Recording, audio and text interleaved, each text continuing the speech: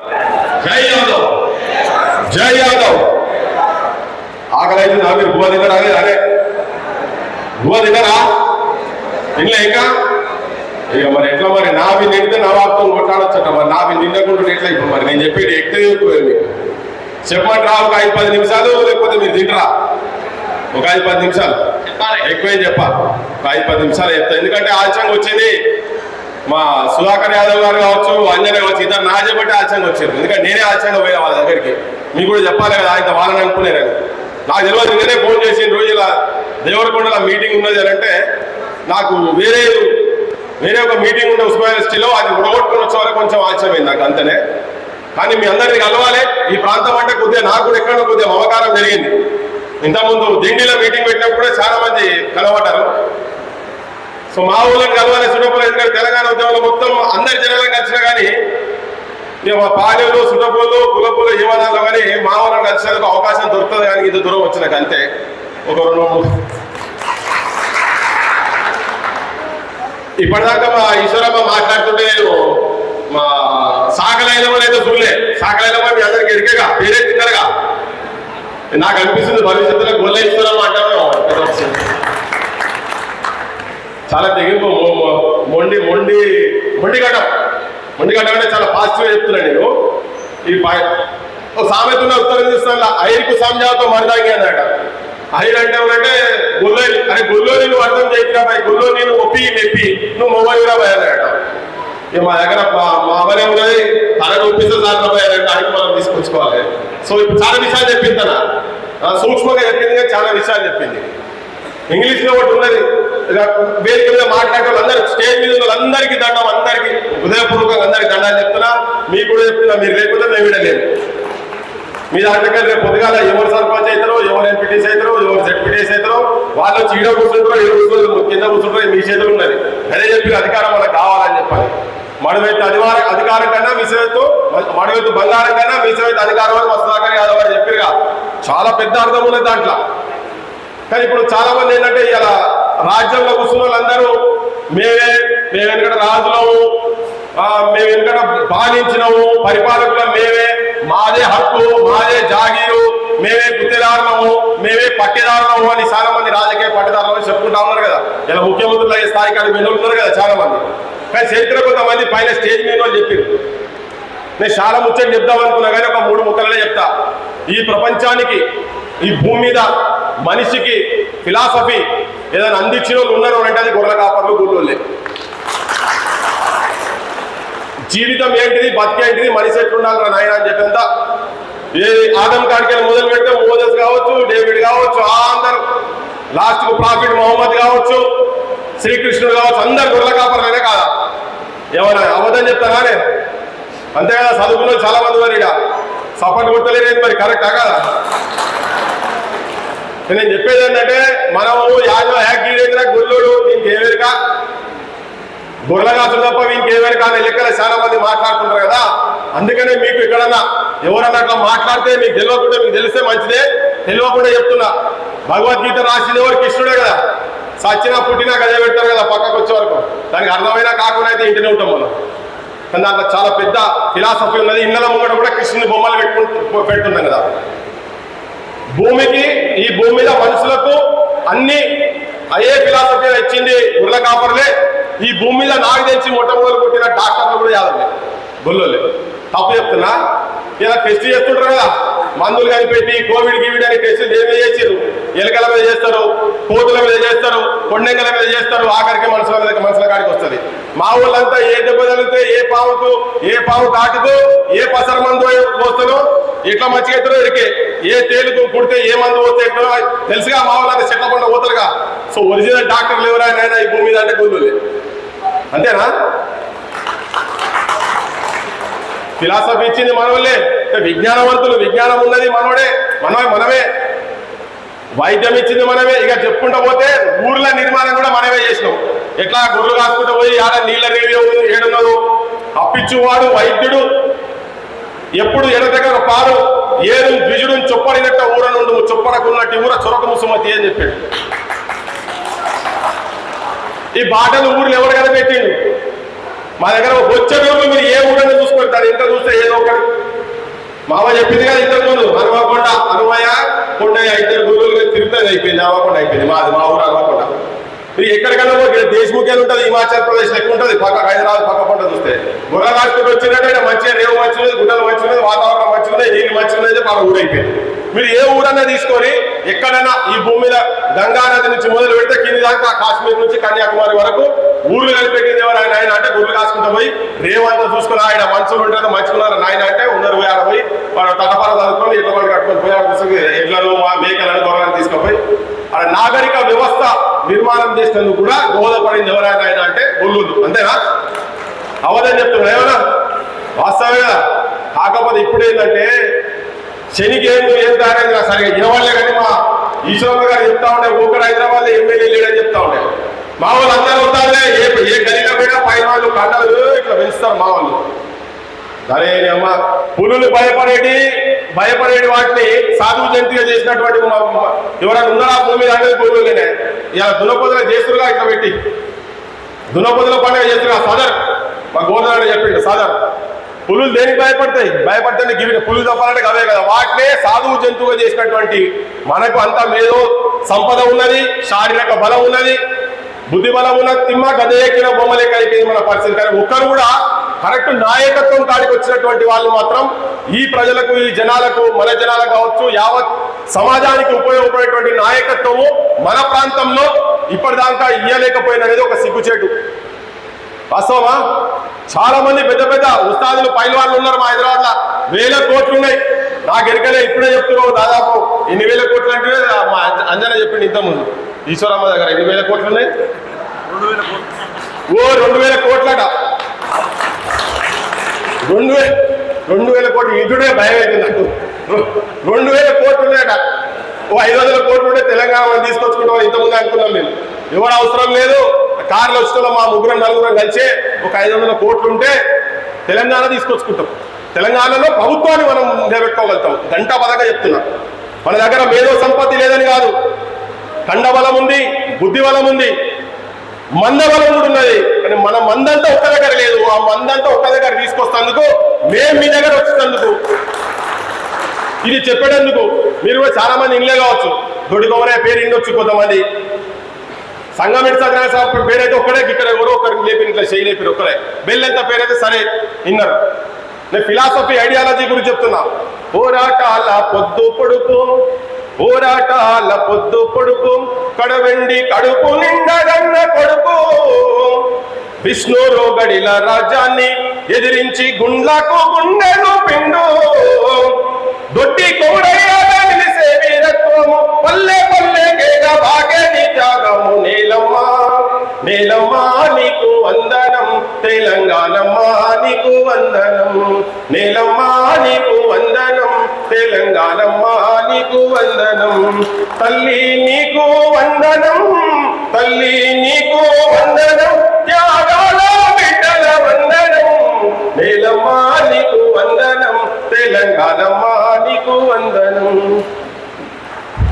యాదవుల త్యాగాలు లేనిది, అందరూ కులాల త్యాగాలు ఉండొచ్చు, కానీ యాదవులు ప్రథమ స్థానంలో ముందుండి త్యాగం చేసింది కాబట్టినే ఇవాళ మనం స్వేచ్ఛా వాయులు పీలుస్తున్నాము. ఈ ప్రాంతంలో ఉన్నటువంటి ఎమ్మెల్యేలు, ఎంపీలు, మంత్రులు కావచ్చు, వాళ్ళ ఇళ్లకెళ్ళి, వాళ్ళ కుటుంబ సభ్యులకెళ్ళి ఏ మంత్రి, ఏ ఎమ్మెల్యేల బామర్దులు, ఏ ఎమ్మెల్యేల పిల్లలు, ఏ ఎమ్మెల్యేల బిడ్డ పిల్లలు కావచ్చు, ఎవరు చచ్చిపోలేదు. కానీ సచిన్ దాంట్లో అవ్వల్ స్థానంలో ఉండి త్యాగానికే ఒక ప్రతిరూపంగా, ఒక ఉదాహరణగా నిలిచినటువంటి జాతి యాదవ జాతి, దాంట్లో ఉంటున్నటువంటి వ్యక్తే దొడ్డి కొమరయ్య అని ఇంతకుముందు చెప్పింది. ఉట్టిగా చెప్తున్నాడు మా అన్న ఇంతకుముందు, ఉట్టిగా చెప్పలే, అంజన ఉట్టిగా చెప్పలే. అలా బొమ్మలు ఉండాలని, ఎందుకు ఉండాలని కొంతమందికి తెలియాలి కదా. మొట్టమొదలు ఈ ప్రాంత అస్తిత్వం గురించి నిజాం సైన్యాలకు వ్యతిరేకంగా, నిజాం నిరంకుశ పాలనకు వ్యతిరేకంగా, నిజాం దమనకాండకు వ్యతిరేకంగా, దుర్మార్గానికి వ్యతిరేకంగా నిలబడి ఛాతికి బుల్లెట్ తిన్నటువంటి వ్యక్తి ఈ జాతిలో పుట్టినటువంటి వ్యక్తిని గర్వంగా చెప్పుకోవాల్సిన అవసరం మనందరికీ ఉన్నదని మీకు చెప్తున్నాను. అట్లనే దాని తర్వాత సాయుధ పోరాటం తర్వాత అసలు ఆంధ్ర ప్రాంతం, హైదరాబాద్ స్టేట్, ఆంధ్ర స్టేట్ కలపాలన్నా వద్దా అనే చర్చ జరిగినప్పుడు ఇంత మున్సిదాకర్ గారు చెప్పారు. నేను కొంచెం విప్పి చెప్తా, మీ లోపల ఒక ధైర్యం, యువకుల లోపల ఒక ధైర్యం తీసుకురావాలని. అసలు ఆదర్శ పురుషులు ఎట్లా ఉండాలి? చాలా మంది అనుకుంటుంటారు కదా, తెలంగాణ ఉద్యమం అనగానే చంద్రశేఖరరావు అని మాట్లాడతారు కొంతమంది. ఇంతకుముందు చెప్పిండు కదా కోడెల రామరెడ్డి అని కొంతమంది చెప్తారు. అసలు మూలాలు ఎక్కడ ఉన్నాయి? కొంతమంది ఏం చెప్తారు కాళోజీ నారాయణరావు. కాళోజీ నారాయణరావు మీ అందరికి ఎరికే కదా, చాలా మంది చదువుకున్న వారికి మాత్రం ఎరికే. ఎంతమందికి ఎరికే ఒకసారి చేయలేకూరి వారిని సగం మందికి ఎరుకున్నది కాదు. మైకు బాగా గుంచుతున్నది, అవస్థ అవుతున్నది. కాళోజీ నారాయణరావు అంటే అందరికి ఎరికే. ఇలా కాళోజీ నారాయణరావును తెలంగాణలో కాళోజీ నారాయణరావు గురించి అటు ఇటు మాట్లాడిన తెలంగాణ అంటేనే కాళోజీ నారాయణరావు అనే చెప్పుకునేటువంటి దగ్గర అసలు కాళోజీ నారాయణరావు అంటోనికి మనకు ఎటువంటి ఏ సంబంధం లేదు. తెలంగాణకు కాళోజీ నారాయణరావుకు ఏం సంబంధం లేదు. ఇలా చాలా మంది యువతరం చచ్చిపోయినటువంటి వాళ్ళు సావుకు గల కారణాలలో ఒక కారణము కాళోజీ నారాయణరావు అని నేను మీకు చెప్తున్నా. ఇది జాగ్రత్తగా వినండి. యువకులు ఎవరైనా మాట్లాడితే నా మాటలు విని మీరు మనసులో పెట్టుకొని ఎవరైనా మాట్లాడితే అడుగుని, లేకపోతే మీతో కాకపోతే నా సొంత విల్లుని నేను చెప్తా. సమైక్య రాష్ట్రం గురించి సభాధ్యక్షత వహించినటువంటి గొప్ప ఆయనే కాళోజీ నారాయణరావు, పెద్ద మనిషి. కానీ చాలా కిందాంక పోయిండు. ఎందుకు పోయిండు అంటే ఒక పెద్ద కులంలో పుట్టింది. అదేందో చెప్తా నేను మీకు ఏమైనా బోరు కొట్టిస్తున్నానా చెప్పాలా? మీరు చెప్పమంటేనే చెప్తా. ఆకలి అవుతుందంటే బంద్ చేస్తా, ఒక రెండు ముచ్చట్లు చెప్పి చెప్పాలి కదా కొద్దిగంతా.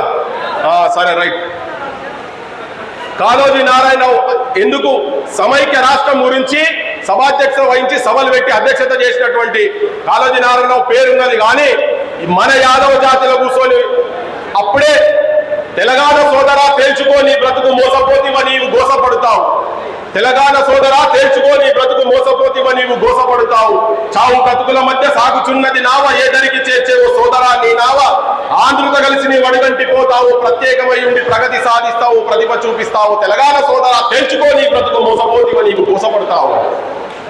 ఇది రాసినటువంటి మహానుభావుడు ఎవరంటే మన కులంలో పుట్టినటువంటి వ్యక్తి. ఇంతకుముందు చెప్పే కదా సుధాకర్ యాదవ్ చెప్పారు కదా, సంగంరెడ్డి సత్యనారాయణ గారు ఆడినే ముచ్చలు వెళ్తారని అంటారు. అంటే ఎప్పుడో 54, 55లో ఎవరు ఇల్లే మనకి సాహిత్యం ఎక్కడ మనకు బయట పెట్టారు. వాళ్ళు బయట ఎక్కడ పెట్టారు? భాష ఒకటి ఉంటేమి బ్రతుకు ఒకటి ఉండాలి, భాష ఒకటి ఉంటేమి బ్రతుకు ఒకటి ఉండాలి. గోంగూర పచ్చడిని కోరపోయి మన జీవకాళ్ళు చెప్పులు లేక కదలబోయి అడుగైనా నిండు దుస్తులు లేక ఉండలేబోయి మనము తెలంగాణ సోదరా తేల్చుకొని బ్రతుకు మోసపోతివా నీవు గోసపడతావు అని 54, 55 రాసిండు. నువ్వు మోసపోతే గోసపడతావు, మనం కలవద్దు, ఆంధ్రలతో కలవద్దని. ఇయ్యాలనికి ఆయన అప్పుడు ఏదైతే చెప్పిండో పొగ్గు ఇనుముల గనులు పుష్కలం ముగ్గగలవు తెలంగాణ సీమలో వెలుగునోయి రత్నాలు అభివృద్ధికి ఇచ్చడంతో అవకాశం ఉన్నదో అందుకే ఆంధ్రులకు ఆశ మిండైపాయని.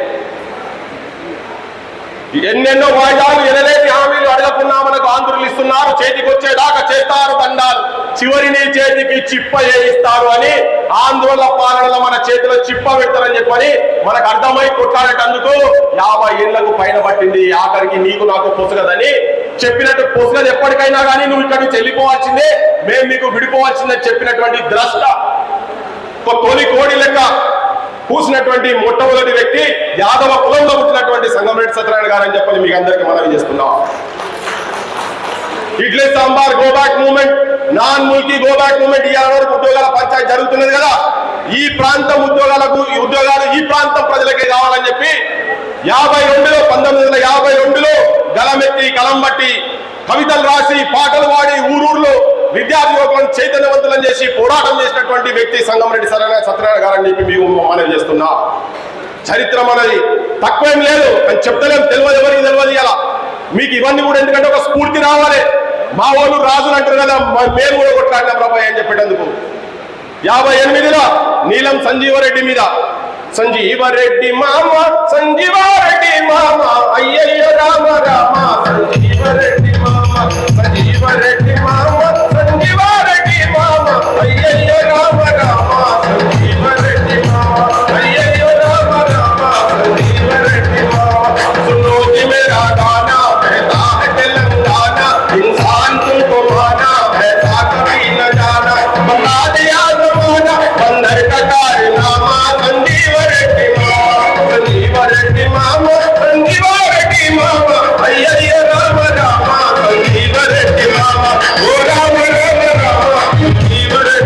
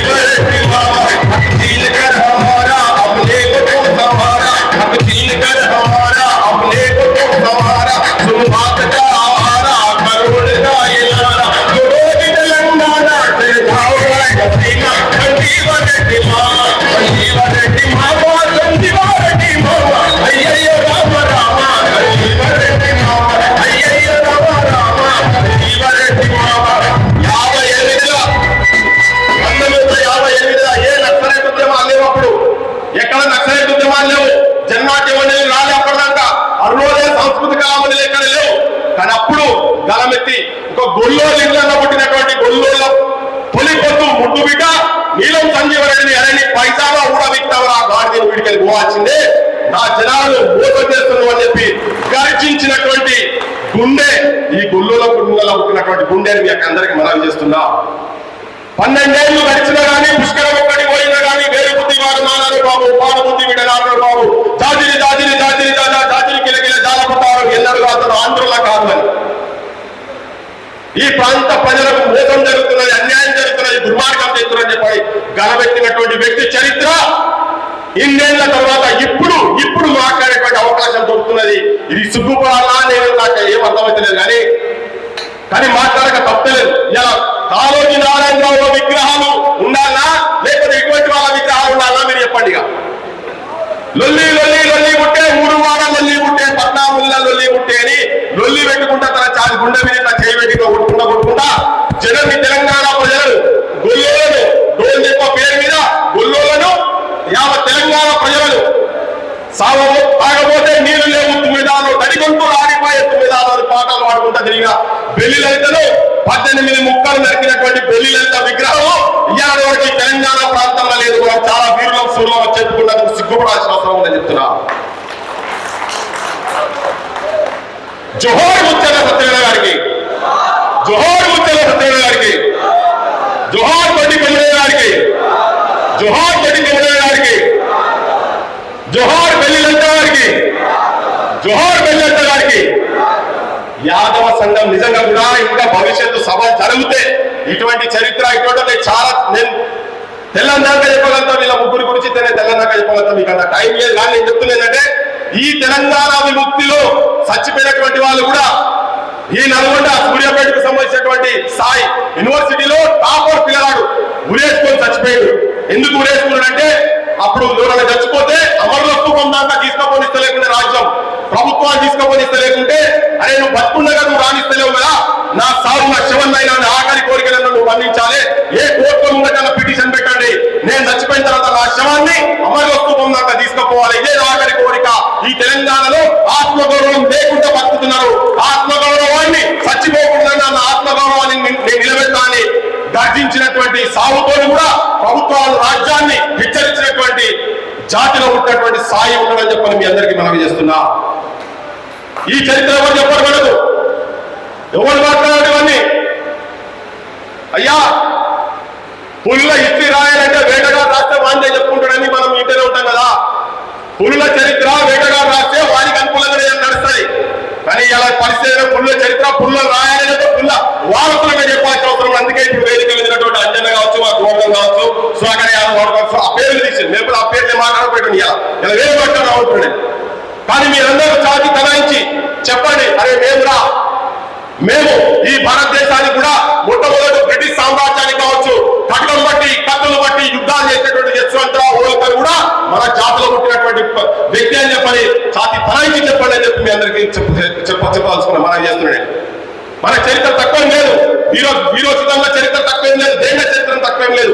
సమాజంలో అందరినీ వెంబడి తీసుకొని పోయి అందరికీ సమన్యాయం చేసి సామాజిక న్యాయానికి ఒక చిరునవ్వుగా నిలిచినటువంటి జాతి యాదవ జాతిని మీ అందరికీ మనం చేయాల్సుకున్నా.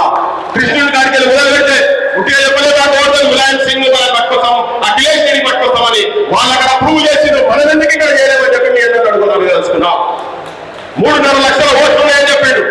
3.5 లక్షల ఓట్లు లేదు.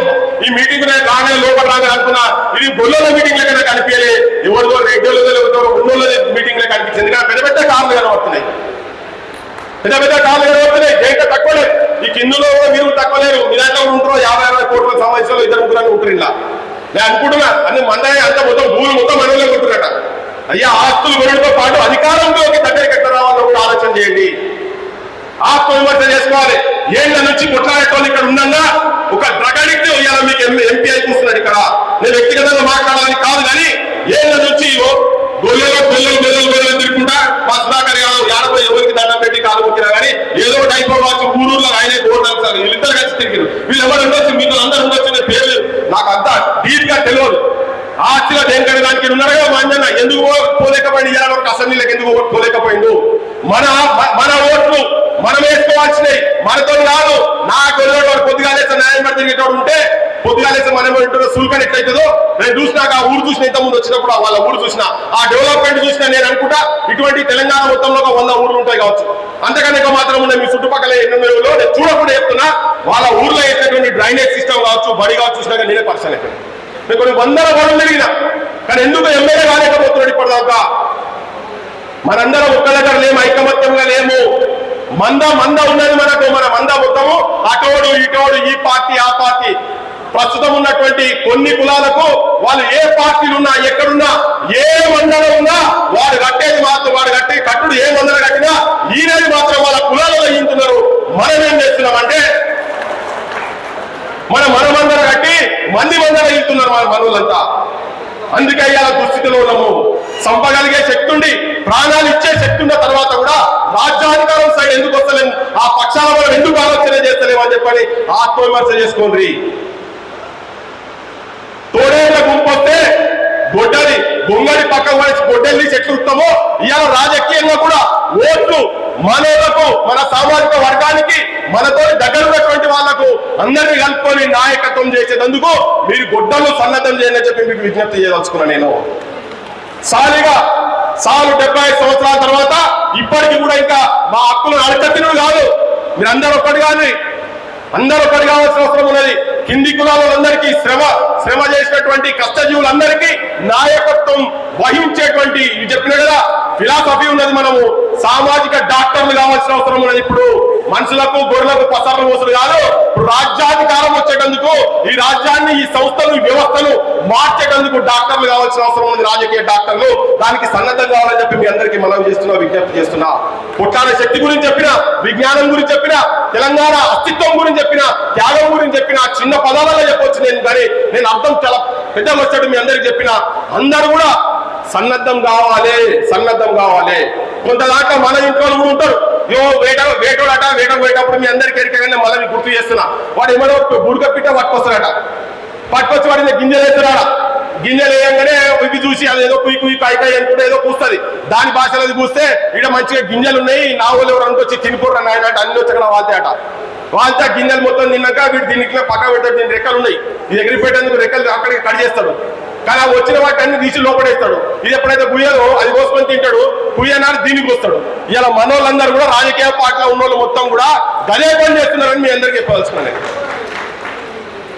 సో వేటగాళ్ళ దగ్గర ఉన్నటువంటివి చిన్న బూర్గ పిట్టలను కావద్దు మనము తిరగబడి ఓ చిన్న కోడి పెట్ట కూడా పిల్లల మీద గద్ద వచ్చి దాని పిల్లలను ఎత్తుకపోయే ప్రయత్నం చేస్తుంటే అది ఎగిరి అంత శక్తి ఉండదు కానీ ఎగిరి తిరగబడుతుంది కానీ మన జాతులము మనకు ఎన్ని అవమానాలు జరిగినా మనల్ని విద్యకు దూరం చేసిన వైద్యానికి దూరం చేసిన కనీసం మన ఆడబిడ్డలను మన దాంట్లో ముక్కలుగా నరుకుతున్న తర్వాత కూడా మన జాతులలో చైతన్యం రాకుంటే మనం మనుషులం అనుకుందామా దేని అనుకుందామా ఆత్మవిమర్శ చేసుకోవాలని చెప్తున్నా వీరుల చరిత్ర పొందబెడుతున్నారు అధికారంలోకి రావాలి వచ్చేటోళ్ళకు అందరికీ వేదిక మీద కూడా సవినయంగా అందరికీ చెప్తుంది ఏంటంటే మన జాతి కావచ్చు యావత్ సమాజానికి నాయకత్వం వహించాలి మీరు అందరినీ కలుపుకొని పోవాలి ఎప్పుడైనా కొట్లాడటం ముంగట ఉంటాడు కొట్లాడే జాతులు మనవి కాబట్టి మీ అందరినీ ముందలా ఉండమని చెప్తున్నా ఇంతకుముందు చెప్తున్నాడు ఇక్కడ ఈ 2 కులాలు కలిస్తే గొల్లోళ్ళు కలిస్తే ఇక్కడ రాజాధికారం లేకపోతే లంబడోళ్ళు గొల్లోళ్ళు కలిస్తే రాజాధికారం అని చెప్పని ఏ రాజకీయ పార్టీ అవసరం అవుతుంది చెప్పు ఇక్కడ గొల్లోళ్ళు లంబడోళ్ళు లేకపోతే గొల్లోళ్ళు మాదిగోళ్ళు కలిసి ఇక్కడ ఎంపీ అవుతాడు చాలా స్థానాలు ఎమ్మెల్యేలు అవుతారు కొంతమంది ఇంతకుముందు మాట్లాడుకుని చెప్పారు అయ్యో మా వాళ్ళు గెలిచిరు చరిత్ర సృష్టించినని చరిత్ర సృష్టించిన తర్వాత ఆ చరిత్రను నిలుపుకోవాల్సిన బాధ్యత కూడా మన మీద ఉన్నది ఆ విజ్ఞానాన్ని కుల పెద్దలు ఎక్కడున్నా కానీ ఏ పంచాయతీ కానీ వీళ్ళందరూ ఇన్వాల్వ్ అయిపోయి కింది వాళ్ళకు పోయి సంజాయించి బుధగరించో ఏ చేసో అధికారం వచ్చేటట్టుగా మన ఓట్లు మనకే వడాలని చెప్పని ఒక నినాదంతో పోదామని చెప్పి మీ అందరికీ విజ్ఞప్తి చేస్తూ నాకు అవకాశం ఇచ్చినటువంటి వేదిక మీద ఉన్న పెద్దలందరికీ మీ నల్గొండ యాదవులందరికీ ఇంతసేపు మీరు విన్నందుకు మీ అందరూ కూడా దండం అయ్యా ఒక్కడే మళ్ళీ కూడా చెప్తున్నా ఏదైతే నమ్మకానికి గొంగడేసి అటు ఇటైతే గొడ్డలు పడతామో ఆ సిస్టమ్ ఇప్పటిదాకా జరబెట్టుకొని భవిష్యత్తులో కూడా గది పట్టుకొని పోదామని చెప్పి మీ అందరికి విజ్ఞప్తి చేసి ముగిస్తున్నా జై యాదవ్ జై తెలంగాణ.